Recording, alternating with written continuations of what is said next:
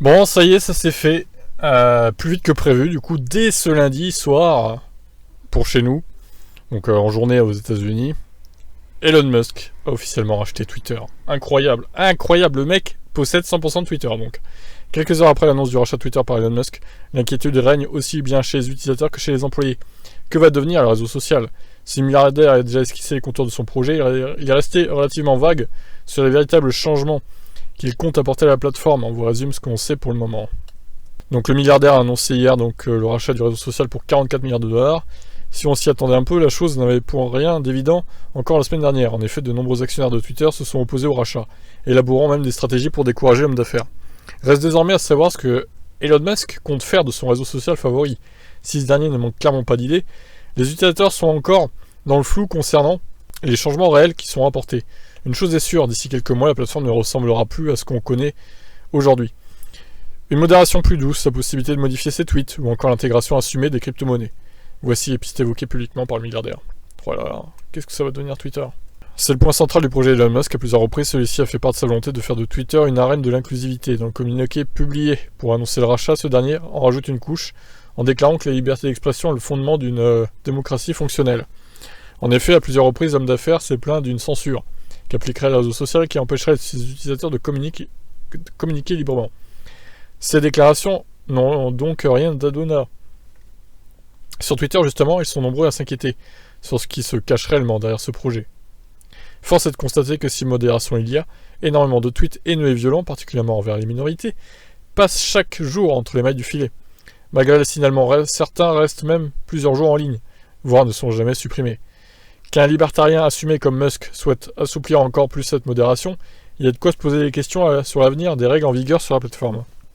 S'il y a en réalité peu de chances que le milliardaire autorise des propos racistes, homophobes et autres joyeusetés sur Twitter, pour le bien de la liberté d'expression, il est possible que certaines personnes se sentent plus à l'aise à l'idée de partager leurs opinions discriminantes. Beaucoup ont suggéré que Trump, banni de Twitter en 2021, pourrait faire son retour. Toutefois, l'ancien président a fait savoir qu'il resterait sur Truth, son propre réseau social. Donc en gros, il compte pas revenir sur Twitter, Trump. Bon, il dit ça maintenant, mais peut-être que dans quelques mois, il changera d'avis. Autre fer de lance de ce rachat, Musk pourrait enfin ajouter un bouton modifier ses tweets après publication. Il s'agit certainement de la fonctionnalité la plus attendue par les utilisateurs. Pendant des années, Twitter a argué que ça irait à l'encontre de sa philosophie, qui tend vers une spontanéité et une honnêteté optimale. Autrement dit, qui donne la possibilité de modifier ses tweets, c'est risqué de permettre de modifier ses opinions au gré des envies. Il faudrait pouvoir les modifier, mais au bout de 2-3 minutes, tu pourrais plus les modifier. C'est ça qu'il faudrait faire, quoi. Selon moi, en tout cas. Sur son compte personnel, Musk a maintes fois défendu l'intégration de la fonctionnalité. Il y a quelques semaines, Twitter a fini par céder à démarrer les tests pour les utilisateurs Blue. Il est possible que les choses passent à la vitesse supérieure sous la direction de l'homme d'affaires. Alors, l'intégration des crypto-monnaies, bon, ça reste assez vague pour l'instant. L'offre d'abonnement Twitter Blue intéresse grandement le milliardaire. Lors d'un sondage auprès de ses abonnés, ce dernier a notamment déclaré que toute personne qui s'inscrit à Twitter Blue, c'est-à-dire qui paie 3 $ par mois, devrait obtenir la certification. En outre, Musk a suggéré que cet abonnement pourrait être réglé par Dogecoin, une crypto-monnaie dont il est plus ou moins volontairement l'égérie depuis quelques années.